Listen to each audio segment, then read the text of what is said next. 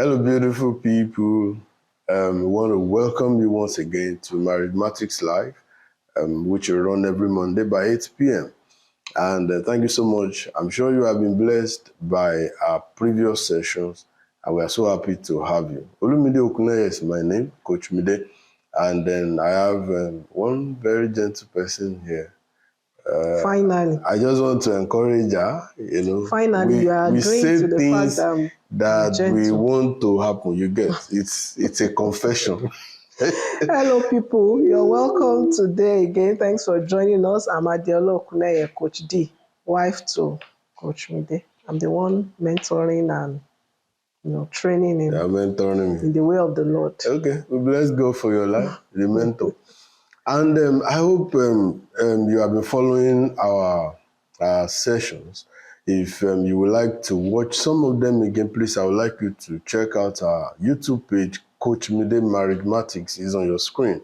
And you can just check us out. There are lots and lots of content in there that will be a blessing to you and to your marriage. And of course, if you are watching this on YouTube, please like, subscribe, share our page, and God bless you. All right, so we've been considering sexual concerns for the married for the past 3 weeks, and today is the 4th week, and then we just like to take some questions. We've been taking some questions from our book that we wrote, which is on Seller, Questions Married Ask About Sex. It's a whole book with lots of questions. But of course, what we'll do here may not be able to go as in-depth in answering some of those questions like you find it on the book. The link will be posted, and then you can just check it out, download it, read, and then help us tell others so that they'll be able to access it also. I am sure it will be a blessing to you. Really.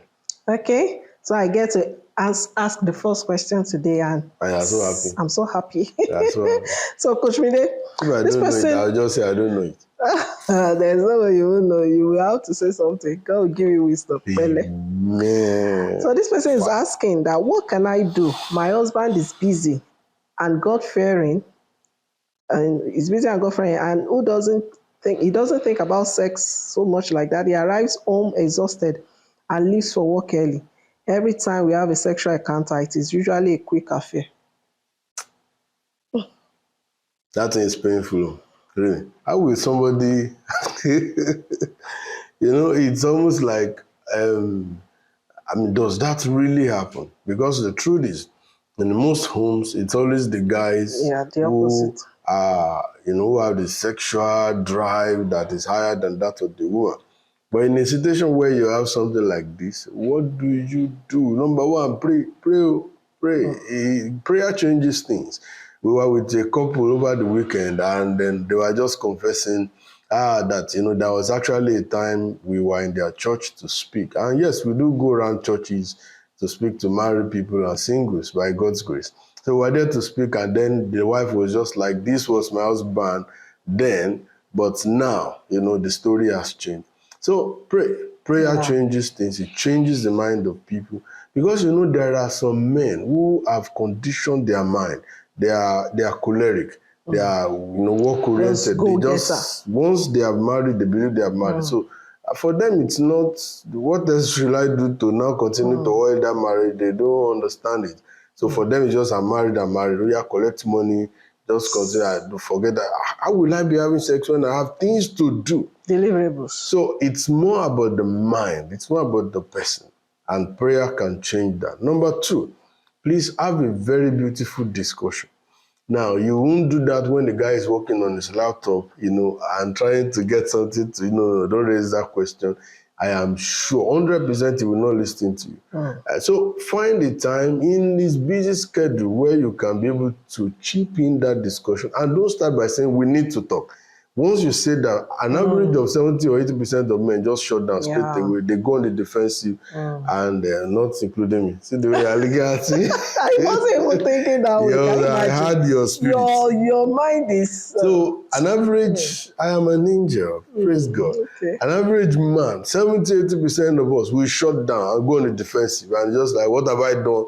what exactly, how do I counter this one Yeah. How do I without defend myself? agreeing that I am wrong? So don't say that. Just start with a simple discussion. I enjoy every time we have sexual intimacy. It's been a beautiful experience. It's just like it's been a long while we had. And I'm just wondering, is everything okay, my husband? With a joking matter, the guy will look at you and be like, who said something is okay, let's go and try, Now, it may not happen that way, but just bring it out little by little. Then also, I think it will be very nice for you to also seduce him. That may look like, do I have to do that? I don't. Please, for your marriage to work, seduce the man. Seduce him. Find a way to do that. Use some beautiful clothings, do some, just you are a woman. You know what to do to make such a man look in your direction. But if you have tried everything and while you are still praying, please find a counselor.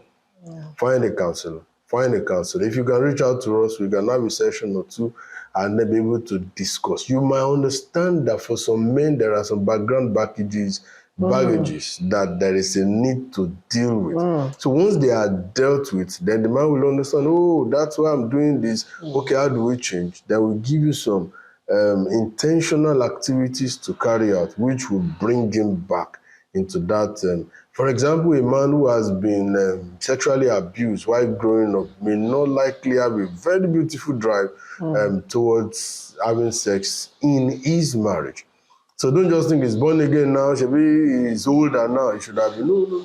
For an average man, there might be a need to walk him through some sessions of counseling. So if other things are not working so well, drag him out to have a discussion with a trained professional counselor. By the grace of God, we qualify for that, and then we can walk you through. Now, you can say, talk with your pastor. If your pastor is not trained in bringing him out, there will be issues. So try all this, and then let's know whether it has, but I'm sure 100% by God's grace, it will have an impact on your sexual life. Okay. Thank you. That's a big question. Okay, let me give you one hard one, since you gave me a hard question. Is masturbation right in marriage, especially for couples who live apart due to their jobs and they meet only, maybe weekends, but during the week, there are weather conditions that summon this thing. So is masturbation right, or can one just be watching each other on the phone and be doing it? God will help you. Lord. Do you know this kind of questions? By the time people put the conditions, you now tell them, okay, because of this is right. It's just like saying that is drinking poison, right? I'm thirsty, there's nothing else to drink and all of that. There could be things that look like justifications and excuses, but essentially, when you look at what that thing is itself, you understand it's something we should flee away from. Now, what happens is that by the time people have successfully replaced themselves with pleasuring themselves and with masturbation in this case now will come things like sex toys for you say, okay, we are living apart, what if, and all of that. It's what it does is that it reduces your need for each other at the end of the day. So you just find out, if I can pleasure myself, why do I need her? Why do I need him at the end of the day? And that essentially robs couples of the meaning of sexual intimacy, because it's not just about the act itself, it's about the intimacy that is being built, it's about it's love making, not just go out kind of a thing. So it is not right with just the sentence. And so it breaks my heart when I see that couples live apart, because that is not, just was saying that it was not so from the beginning when he was talking about, divorce and all. So these kind of things were not that's not the ideal way. A couple should live. And these days of living, even in different continents, living in different nations, it becomes even more tedious. You know, before it used to be like living in different states, maybe once a month you go home. But this time, if someone is living in Europe, another is living in Africa, another is living, well, maybe in America and all of that, it becomes like, how do you even do it? So by all means, please be together. That's the essence of marriage. I don't Marriage is not just the paper, it's in the fact that you people are together. So if you are working towards it, please work towards it so that you can be together. Masturbation will not replace sexual intimacy. That is not God's design for it. So please, let's just avoid it. That's my 2 cents. Thank you very much. That was on point. That was Praise on God, point. praise While God. it looked like a beautiful way to just Just get the urge out, it usually has a negative impact on intimacy between the two of you. I'm telling you, it will always wait at the end. So as much as possible, avoid it. So let me ask you this quick one. This one, people ask it to say, how many times a week or month can a married couple have sex or be sexually How many intimate? times in a week do you eat? 3 times a day. So have it 3 times a day or 4 3 times a day. Now, the truth about sex is this. Both of you should be able to come to a reading that works for the two of you. Now, why we don't want to say, why we say, okay, it is every 2 days. And then the second day you are not feeling like, but because we say it's every 2 days, you just do it.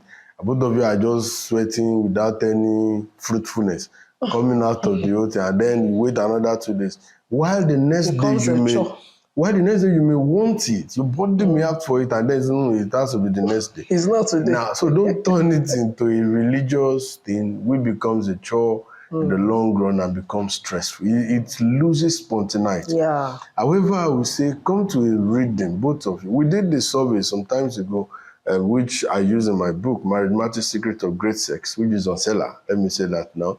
And we realized that an average family 2 to 3 times a week, average sexually active family, 2 to 3 times a week, they have sex, and it's beautiful. For some, it's every day. For some, it's every other day. And then we saw some once or a few times in a month, now depending on age. So if you are not that old, if everything is okay down there, you should have sex spontaneously, but minimum, average of 3 times a week. When we sampled a lot of people, that's all. But come to a reading that works for both of you. It may end up becoming twice a week. It may end up becoming even twice a day. Or 5 times a week, or 7 times a week. But once it is okay for both of you, please continue to enjoy. Don't now say, Coach Mide said 2 times or 3 times a day. Let's cut it so off. We have finished the quota for this week. So I had somebody who said I had to borrow from the quota of next week and use it this week. Next one, you will still borrow from the upper week. No, don't let's go through all those things. You know also, Coach Mide, sometimes this is seasons of life. Sometimes you just find out that in a particular season, you just need to be close. Maybe you need to use it to comforting yourself. And it's really okay because what you have is each other. So it's, there are some seasons in your life that I just feel like it's just like an everyday thing. There are some seasons that maybe it's not going to be that way, but whatever it is, be on the same page. Don't use it as a tool to manipulate or to punish each other. Just be open. If one person is having a challenge, the other person also should be understanding that because of certain things, you might not be able to do it and all of that. So be open. The most important thing in this is enjoy each other. Yeah. Enjoy each other. Let me ask you a question. I think this is hard. How do I handle being raped in the past? And now I am married. Why are you asking me? I occasionally wake up feeling my husband trying to penetrate me. And those feelings. The feelings of rape come. Okay? These are like 2 questions in one. Maybe for the man, please don't do that. Don't come on her without her knowing, because of course you should know that she had a past, an history that you tend to wake up when you do that. And now, this now, I want to believe that you should have gone for some kind of counseling, because if you just on issues of rape, it's not just something you just wish away. It's not just something you just wish never happened. It did happen, and then the thing now is to heal from it. And let me just say, good news is that you can actually heal from it. A lot Yes. of people have healed from it. It's not a death sentence. It's not something that should make the rest of your life now, sad because of that. You can isolate that part of your life and deal with it and heal from it and go on from it. So I would say that you would need a more one-on-one counseling, especially even with your spouse, so that he will be on the same page with you, will know exactly what is on ground and all of that. So, but for the spouse of such a person, you need to exercise patience. You chose this person, the bad, the good, the ugly, and with patience and love, she will go out of all of this. She's going to be okay. So please, I will say you need a personalized counseling. But like I said, it's not something people have healed from it. I would not say it's not a big deal, but it's not something that should sentence you to perpetual sadness or perpetual disadvantage. You can walk out of this, you can walk through it, you can heal from it. And there is a need to actually speak with a counselor, a Yes. marriage counselor whose special area Yeah, might or be a in therapist or sex, and something then like that. even mental health. Yeah. There's a need to actually see someone like that. In Africa, we really want to see people like that. Maybe And because of it's the not really a money big deal. or there, but I'm telling you, it is needed. It is Yeah. needed. You don't just get out of that feeling. You are By walked. wishing it You can't away. wish it away. What you are doing Yes. is you are just covering up the wound and just hoping it to go. It doesn't go that way. What you need to do is expose it to somebody who is trained in walking people like that out of that feeling. And I'm telling you, it's going to be a beautiful experience. Okay. So I think I should give you some few tips Okay. that will help you to enjoy sex very well. Be creative. Yeah. I've realized that there is no scripturally recommended sexual style. There is none. There is not, even the missionary that you have been hearing is not a scripturally recommended sexual style. So be creative, explore each other. Whatever you guys do together, that is not against what the scripture says is not right. I'm sure anal sex is out of it. Of course, you should know that.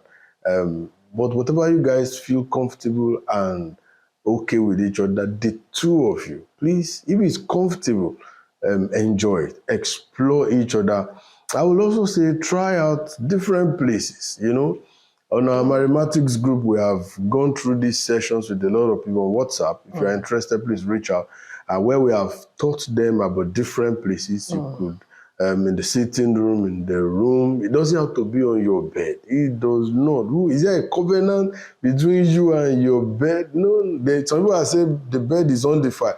The Bible did not talk about just the bed in your Yeah. It's room. a figure of It's just a speech. figure of speech, basically. So explore each other, be creative, find different styles, do it in some other places, do it in some secret way, go to the hotel, take some days off, find a place, take yourself out, enjoy each other. That is the beauty that comes with having a beautiful sex. I hope this has been a blessing to you. If there are questions on your mind, please don't hesitate to reach out. We'll be available to answer you either in your DM or on our WhatsApp channel. But more important, you can check out our Coach Mide Marriagematics on YouTube, and then you can reach out to us also. So, All right. So thank you so much for staying tuned all this while to all of these things. We appreciate you, celebrate you, and we hope to see you again next week. Bye bye. God bless you.